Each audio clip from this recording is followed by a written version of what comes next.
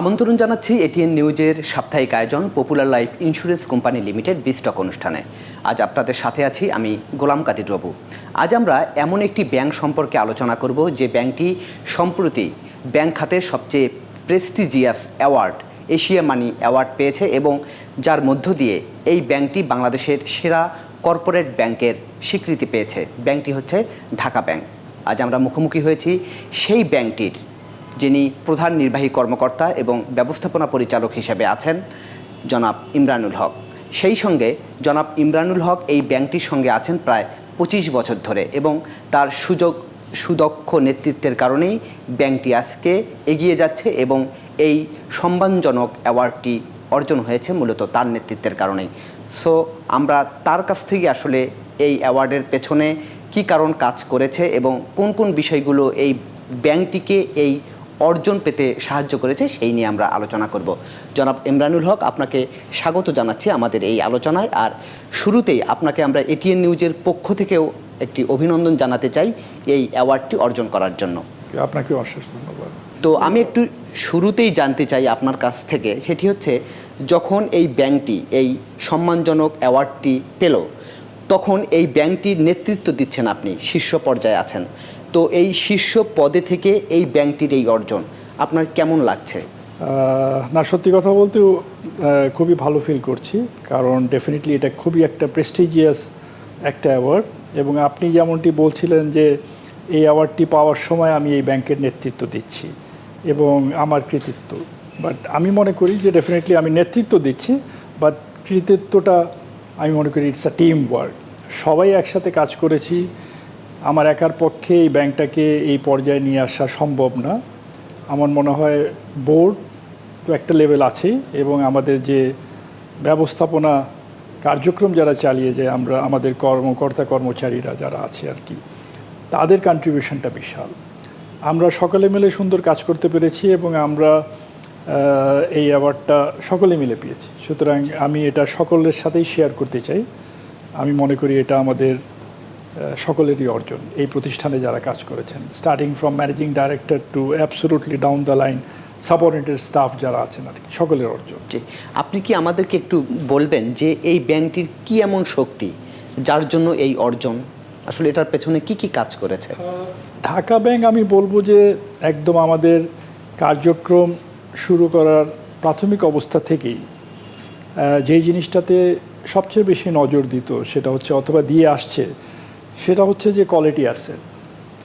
আমরা আমাদের ক্লায়েন্ট সিলেকশনের সময় খুব সচেতন থাকি এবং আমরা বেসিক্যালি মূলত ব্যাংকের কার্যক্রম আরম্ভ হওয়ার প্রথম থেকেই আমরা basically corporate focus bank. Corporate focus বলতে corporate client focus. Corporate client তো তারাই যারা বিগ টিকিট সাইজ ক্লায়েন্ট আর কি, যাদের ব্যবসার ধরনটা বড়, তাদের সাথেই আমরা নিজেদেরকে বেশি সম্পৃক্ত করেছি আর কি। আমাদের যে লোনস অ্যান্ড অ্যাডভান্সেস প্রায় 25,000 কোটি টাকা, এই 25,000 কোটি টাকার মধ্যে 85 থেকে 90% হচ্ছে কর্পোরেট লোন। আমাদের সাথে যে ক্লায়েন্টগুলা কাজ করছেন কর্পোরেট ব্যাংকিংয়ে অথবা কর্পোরেট বিজনেস সাইডে, তারা দেশের সকলেই, শুধু বড় না, বেশ সুনামের সাথে কাজ করছেন আর কি। দে আর অল বিগ লোকাল কর্পোরেট। এই পুরস্কারটা পেয়েছে, এটা আমাদের অর্জন। এটার সাথে সাথে আমি মনে করি এটার সিংহভাগ প্রশংসা পাওয়ার যোগ্যতা অথবা দাবি রাখার যে একটা জায়গা, সেটা আমাদের ক্লায়েন্টদেরই। এই যে আপনারা যে সেরা কর্পোরেট ব্যাংকে স্বীকৃতি পেলেন, কর্পোরেট গ্রাহকের ক্ষেত্রে, গ্রাহক পাওয়ার ক্ষেত্রে আপনাদের অংশগ্রহণ আসলে কতটুকু, মানে কি পরিমাণ কর্পোরেট গ্রাহক আপনাদের আছে এবং ব্যাংকটার সঙ্গে? আমি হয়তো বলেছি, আপনি খেয়াল করেছেন যে আমাদের যে ব্যবসায়িক কার্যক্রম এবং আমাদের যে বুক সাইজ, লোন সাইজ, এটার অ্যাবাউট 85% আমাদের কর্পোরেট গ্রাহক, আর বাকি 15% আমাদের এসএমই এবং রিটেল খাতে আছে আর কি। বাট দেশ যেহেতু বড় হচ্ছে, দেশের ব্যবসার কার্যক্রমটা বড় হচ্ছে, আমাদের ব্যবসাটা সারা দেশব্যাপী হচ্ছে এখন কিন্তু, এবং আস্তে আস্তে করে একটা SME, small and medium enterprise কিন্তু খুব স্ট্রংলি গ্রো করতেছে আর কি। তো আমরা আস্তে আস্তে করে কর্পোরেট বিজনেসের ফোকাসটা কমিয়ে দিচ্ছি এবং সাইজটাও কমিয়ে দেবো। যেটা 85% আমাদের কর্পোরেট ফোকাস ছিল কিংবা আছে, এটা আমরা কমিয়ে 65 ভাগে নিয়ে আসবো আর কি, বাকি 35 ভাগ আমরা এসএমই এবং রিটেল লোনের দিকে ফোকাসটা দিব আর কি। এশিয়া মানি যে আমাদেরকে আজকে যে অ্যাওয়ার্ডটা দিল, তারা কিন্তু আমাদের ক্লায়েন্টের লিস্ট নিয়েছে আর কি। তারা ক্লায়েন্টের পারফরমেন্স, ক্লায়েন্টের ব্যাকগ্রাউন্ড, ক্লায়েন্টের সুনাম, ক্লায়েন্টের পরিচিতি সব কিছু কিন্তু দেখেছে। এবং এটার সাথে সাথে আমাদের যে বিজনেস প্রসেসে আমরা ক্লায়েন্টের সাথে যুক্ত আছি, আমাদের ডিউ ডিলিজেন্সের জায়গা, আমাদের প্রসেসের জায়গা, আমাদের ক্লায়েন্ট সিলেকশনের জায়গা, আমাদের মনিটরিং সুপারভিশনের জায়গা, তারা কিন্তু সব কিছু দেখেছে। এবং ক্লায়েন্টের কোয়ালিটির সাথে সাথে আমাদের অ্যাসেট কোয়ালিটির মানটাও কীরকম আছে, বাজারে তাদের সুনাম পরিচিতি কেমন আছে। কারণ আমি তো ব্যবসা করি, এই কর্পোরেট ক্লায়েন্টের সাথে ব্যবসা করি, এই পুরস্কারটা পেলাম কিংবা এই অ্যাওয়ার্ডটা পেলাম। সুতরাং ক্লায়েন্টের খ্যাতি, ক্লায়েন্টের সুনাম, ক্লায়েন্টের business positioning is very important. তো ওইটাও তারা কিন্তু দেখেছে। এবং এটার সাথে সাথে আমাদের বিজনেস প্রসেসটা দেখেছে, আমাদের ক্লায়েন্টের সাথে ডিলিংটা দেখেছে, আমাদের ক্লায়েন্টের সাথে রিলেশনশিপটা দেখেছে, এবং আমাদের যে internal process of dealing the client এটাও দেখেছে আর কি। সব কিছু দেখিয়ে আবার বাংলাদেশের ব্যাংকিং খাতের যে কালচার কিংবা চর্চা আমরা দেখি, অনেক সময় দেখা যাচ্ছে যে ব্যাংকের ক্লায়েন্ট নির্বাচন করার ক্ষেত্রে মালিক পক্ষের কিছু পছন্দ থাকে কিংবা চাপ থাকে, কিন্তু আমরা দেখেছি ঢাকা ব্যাংক সম্পর্কে কিন্তু এরকম আমরা তেমন কোনো নেতিবাচক খবর আমরা দেখিনি। তো এই যে সুশাসনটা আপনারা কিভাবে নিশ্চিত হচ্ছে এই ব্যাংকে? আলহামদুলিল্লাহ, আমার মনে হয় আমাদের ব্যালেন্স শিটটা ছোট হতে পারে, বাট আমাদের এদিকে কিন্তু অনেক সুনাম আছে। আমাদের ব্যালেন্স শিটটা অনেক গুছানো এবং পরিচ্ছন্ন একটা ব্যালেন্স শিট। ক্লায়েন্ট সিলেকশন ম্যানেজমেন্টের দায়িত্ব। কোনো ক্লায়েন্ট যদি ডাইরেক্টেড বাই বোর্ড হয়ে থাকে, আমার মনে হয় এখানেই কিন্তু প্রাথমিকভাবে গলতটা হয়ে যায় আর কি। ব্যবসা কিন্তু করবে ম্যানেজমেন্ট। হ্যাঁ, ব্যবসা করতে যেয়ে আপনার দু একটা ব্যবসা খারাপ হতে পারে, বাট এটার মানে এটা না যে কোনো ইন্টেনশনাল কোনো আপনার ইনভলভমেন্ট কারোর আছে আর কি। যে জায়গায় বোর্ড ব্যবসা সিলেকশন কিংবা ব্যবসাকে ডাইরেক্ট করার জন্যে ইনভলভ হয়ে যায়, সেখানে কিন্তু সুশাসন থাকে না। আমি বলবো ঢাকা ব্যাংকের সুশাসন মানে উভয় ক্ষেত্রে, বোর্ডের পরিচালনার ক্ষেত্রে এবং ম্যানেজমেন্টে নিজেদের পরিচালনার ক্ষেত্রে, দুই জায়গায় আমার মনে হয় কর্পোরেট গভর্নেন্স অথবা কর্পোরেট সুশাসন এটা কিন্তু খুব চমৎকারভাবে পরিপালন করে আসা হচ্ছে। এবং এটা সব ব্যাংকের জন্যেই খুবই প্রযোজ্য। যেই ব্যাংকে সুশাসনের অভাব আছে, যেই ব্যাংকের ম্যানেজমেন্টের কার্যক্রমের উপর বোর্ডের হস্তক্ষেপ হয়, সেই ব্যাংক কিন্তু আমার মনে হয় ভালো করার কথা না, কিংবা তারা ভালো করছে না। পাশাপাশি আমরা আরেকটি বিষয় খেয়াল করেছি, যার স্বীকৃতি এই এশিয়া মানি অ্যাওয়ার্ডের মধ্য দিয়েও আপনাদেরকে দিয়েছে, সেটি হচ্ছে সাস্টেইনেবল ব্যাংকিং বা টেকসই ব্যাংকিং। এই টেকসই ব্যাংকিংয়ের ক্ষেত্রে ঢাকা ব্যাংকের যে অর্জন বা ঢাকা ব্যাংক কীভাবে এটা সফল করছে? আমি মনে করি এটা সবচেয়ে বড় জায়গা হচ্ছে যে গ্রাহকের আস্থা। এই আস্থাটা কিন্তু আমি মনে করি আমরা খুব সুন্দরভাবে অর্জন করেছি, এবং এই আস্থাটা কিন্তু আমরা কোনো সময় অক্ষুণ্ণ করে নিই আর কি। আমাদের ব্যাংকের, আমি আগেও বললাম যে ব্যালেন্স শিটটা ছোট হতে পারে, বাট গুছানো ব্যাংক, পরিচ্ছন্ন ব্যালেন্স শিট। এবং আমরা এখন পর্যন্ত বাজারে আমাদের কোনো রকম দুর্নামের সংবাদ কিন্তু আপনি দেখবেন যে আসেন আমাদের। জি, আল্লাহর রহমতে আমরা সুনামের সাথে আমাদের কার্যক্রমটা চালাচ্ছি, এবং গ্রাহকের সাথে ইন্টারপার্সোনাল রিলেশনশিপ বলেন অথবা কাস্টমার ব্যাংকার রিলেশনশিপ বলেন, এটা চমৎকার। আমাদের মানব সম্পদ অনেক দক্ষ, এবং ক্লায়েন্টকে কোন ক্লায়েন্টকে কীভাবে সার্ভিস দেওয়া লাগে, কর্পোরেট ক্লায়েন্টের সার্ভিসটা কীভাবে হওয়া উচিত, এসএমই ক্লায়েন্টের সার্ভিসটা কীভাবে হওয়া উচিত, রিটেল ক্লায়েন্টকে সার্ভিসটা কীভাবে দেওয়া উচিত, আমরা তাদেরকে ট্রেন করি আর কি খুব সুন্দরভাবে। এবং আমরা যেসব মানব সম্পদ ট্রেন করি, অনেক সময় দেখা যায় যে কেউ যদি চাকরি চেঞ্জ করে আর কি, দেখা যায় যে আমাদের ব্যাংক থেকে কিন্তু ফরেন ব্যাংকে তারা যাচ্ছে। সুতরাং ওই রকম কোয়ালিটিওয়ালা মানব সম্পদ আমরা তৈরি করি, এটাও আমাদের একটা গর্বের জায়গা। আমরা লক্ষ্য করেছি যে গার্মেন্টস সেক্টর, অবকাঠামো সেক্টর, বিদ্যুৎ, জ্বালানি, বিভিন্ন সেক্টরে আপনারা লোন দিচ্ছেন। পাশাপাশি আরেকটি খেয়াল করলাম যে এরপরে সিন্ডিকেট লোন দেওয়ার পেছনেও কিন্তু ঢাকা ব্যাংকের একটা অগ্রগামী ভূমিকা। সেটি আসলে আপনারা কিভাবে ম্যানেজ করছেন? না, খুব সুন্দর একটা কোয়েশ্চেন বলেছেন। এমন একটা ব্যবসার আপনি ক্ষেত্র বললেন যেখানে আমরা খুব অগ্রগামী ভূমিকা পালন করছি আর কি। এই এশিয়া মানি যে অ্যাওয়ার্ডটা পেলাম, আমাদের যে সিন্ডিকেশন লোন অথবা স্ট্রাকচার্ড ফাইন্যান্সিং লোন, এটার ক্ষেত্রে কিন্তু আমাদের ভূমিকা অনেক অনেক অগ্রগামী, এবং আমি বলবো যে আমরা বাজারে বোধহয় মার্কেট লিডার। জি, যেটি তারা কিন্তু উল্লেখও করেছে। এবং আমরা হয়তো দেখা যায় যে কোনো এক বছর আমরা মার্কেট লিডার, হয়তো কোনো এক বছর কোনো একটা foreign bank market leader, but private bank আমাদের সাথে আমার মনে হয়, আমি গর্বের সাথেই বলতে পারি এবং আস্থার সাথেই বলতে পারি যে প্রাইভেট ব্যাংকের মধ্যে আমার মনে হয় ধারাবাহিকভাবে বেশ কয়েক বছর যাবৎ আমরা সিন্ডিকেশন লোনের মার্কেট লিডার। এবং সিন্ডিকেশন লোনটা হচ্ছে এমন কিছু লোন যেটা কোনো ব্যাংক এককভাবে দিতে পারে না, খুব বড় আকারের লোন। সব ব্যাংকেরই একটা ক্ষমতা থাকে একটা ক্লায়েন্টকে লোন দেওয়ার, একটা বাংলাদেশ ব্যাংকের একটা থ্রেশহোল্ড দিয়ে দেওয়া আছে আর কি। তখন কিন্তু এককভাবে না পারলে তখন 4-5টা ব্যাংকে একসাথে করে নেওয়া হয়, এবং এই লিড রোলটা কিন্তু ঢাকা ব্যাংক সুন্দরভাবে সবসময় আমার মনে হয় পালন করে আসছে। এবং এই সিন্ডিকেশন লোনে আমাদের ইনফ্রাস্ট্রাকচার লোন, পাওয়ার সেক্টরের লোন এবং আপনার অন্যান্য গার্মেন্টস সেক্টর, টেক্সটাইল ক্ষেত্রে যেখানে বড় বড় লোন লাগে, জ্বালানি সেক্টরে, সেসব জায়গায় কিন্তু আমরা দিয়ে আসছি আর কি। যে আমরা এই ব্যাপারে আপনার আরও কথা শুনবো, তবে তার আগে নিচ্ছি ছোট্ট একটি বিরতি। দর্শক, আপনারা দেখছেন popular life insurance company limited B-stock. এবার নিচ্ছি ছোট্ট একটি বিরতি, আমাদের সঙ্গেই থাকুন, ফিরছি একটু।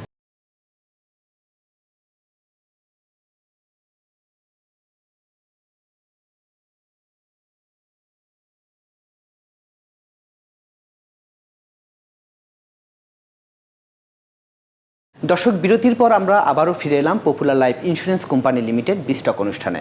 আজ আমাদের সাথে আছেন ঢাকা ব্যাংকের ব্যবস্থাপনা পরিচালক এবং প্রধান নির্বাহী কর্মকর্তা ইমরানুল হক, যার সঙ্গে আমরা আলোচনা করছিলাম যে ব্যাংকটি সম্প্রতি যে এশিয়া মানি অ্যাওয়ার্ড পেয়েছে সেটি এবং ব্যাংকটির নানা দিক নিয়ে, সেই সঙ্গে আমাদের আলোচনায় উঠে আসছে দেশের ব্যাংক খাতের নানা দিকও। তো আমরা আবারও ফিরে এলাম বিরতির পর। আমরা যে বিষয়ে আলোচনা করছিলাম, এই যে কর্পোরেট ফাইন্যান্সিং, তারপর টেকসই ব্যাংকিং প্লাস সিন্ডিকেশন লোনের ক্ষেত্রে যে সিন্ডিকেট লোন, তো এটার পাশাপাশি গ্রিন ব্যাংকিংয়ের ক্ষেত্রেও তো ঢাকা ব্যাংকের একটা ভূমিকা আছে, সে সম্পর্কে একটু জানতে চাই। সেদিকে আমরা আমাদের ফোকাসটা বেশ ভালোই আমি বলবো।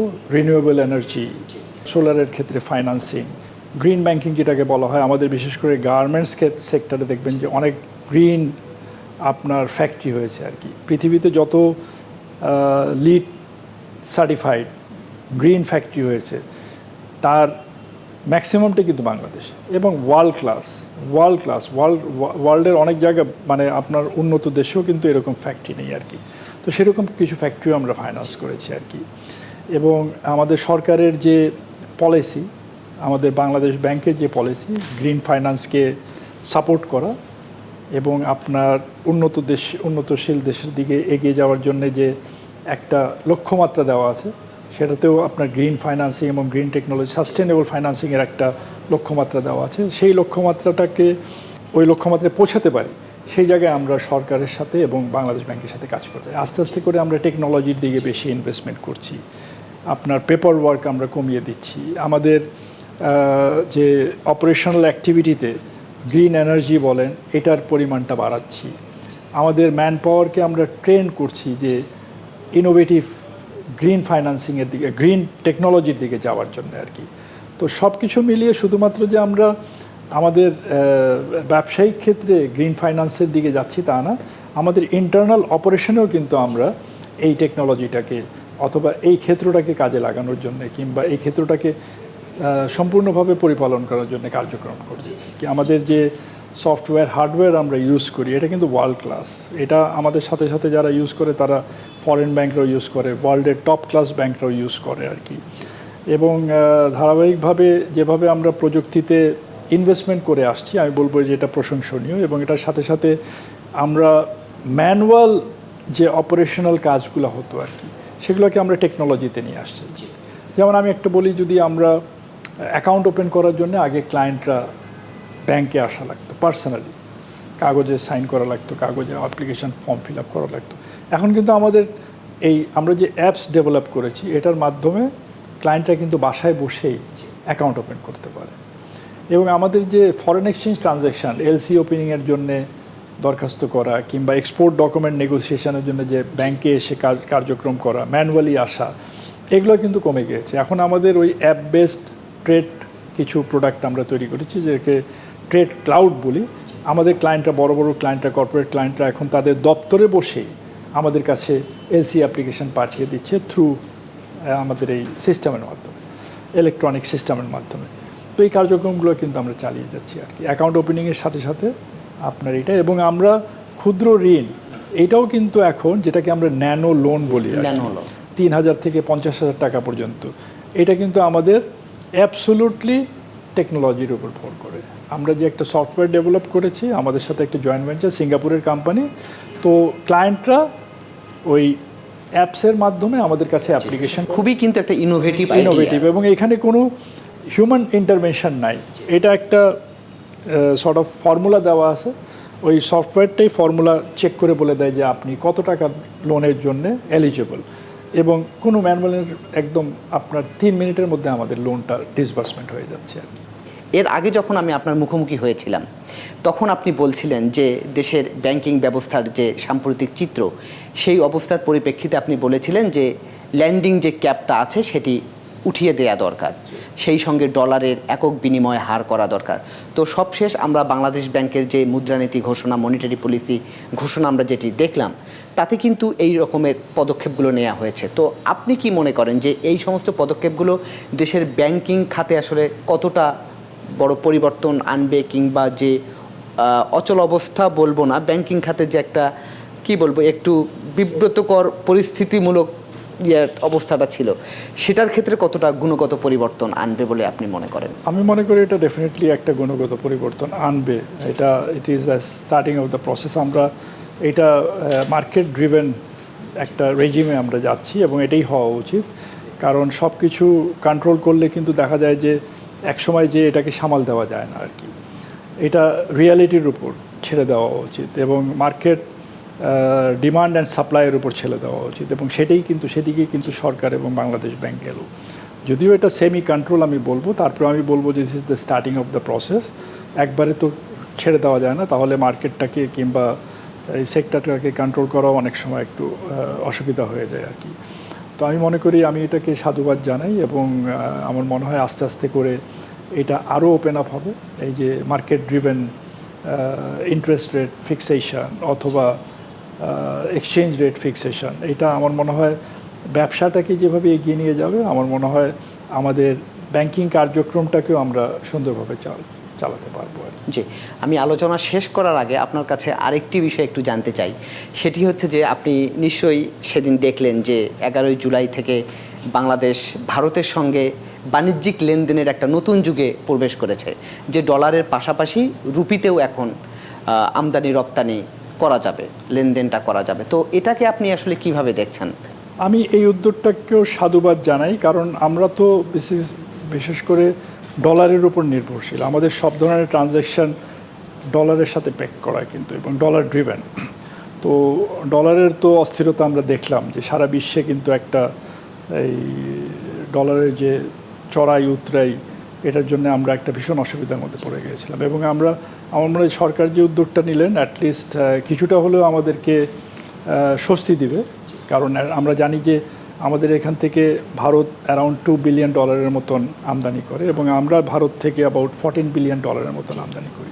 তো এই $2 বিলিয়ন পরিমাণও যদি আমরা ডলারটাকে অ্যাভয়েড করে রুপিতে যদি লেনদেন করা যায়, তাহলে অ্যাটলিস্ট এই $2 বিলিয়ন তো সাশ্রয় হলো, আমাদের ডলারের উপর চাপটা তো কমলো।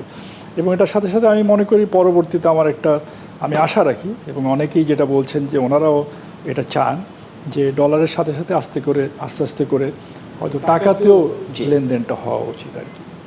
তো সেদিকে আমরা যাচ্ছি। আমার মনে হয় ভারত আমাদের থেকে যে আমদানির যে পরিমাণটা, এটা কিন্তু আস্তে আস্তে করে বাড়ছে আর কি। এবছর দেখা গেল যে গত বছরের তুলনায় অ্যাবাউট 10% মতন বেড়েছে আর কি, 5 to 10% মতন বেড়েছে। এটা একটা ভালো সংবাদ যে আমাদের ভারতের মার্কেটে আমাদের পণ্যের চাহিদাটা বাড়ছে আর কি। কারণ আমাদের পণ্যের মানটা কিন্তু আমি বলবো যে অনেক অনেক ভালো আর কি। তো এটা যদি আলো ভালোর দিকে যায়, তখন আমাদের টাকার একটা ভালো জায়গা তৈরি হলে তো সামনের দিকে হয়তো টাকাতেও লেনদেন, এবং এই ব্যবস্থাটা কিন্তু পরোক্ষভাবে রপ্তানি বাড়ার একটা তাগিদও তৈরি করবে। জি, অবশ্যই এটা trade between the two neighbouring কান্ট্রিও বাড়বে, এবং যেটা আপনি বললেন যে তাগিদের জায়গাটাও তৈরি হবে আর কি। তো আমরা আলোচনা শেষ করছি। আপনাকে অসংখ্য ধন্যবাদ আমাদেরকে সময় দেওয়ার জন্য। থ্যাংক ইউ, আপনাকেও অশেষ ধন্যবাদ, এবং 18 নিউজকেও ধন্যবাদ। দর্শক, এই ছিল আজকের popular life insurance company limited বিস্টক। আগামীতে আবারও দেখা হবে অন্য কোনো বিষয় নিয়ে। সে পর্যন্ত ভালো থাকুন, সুস্থ থাকুন, এটিএন নিউজের সঙ্গেই থাকুন।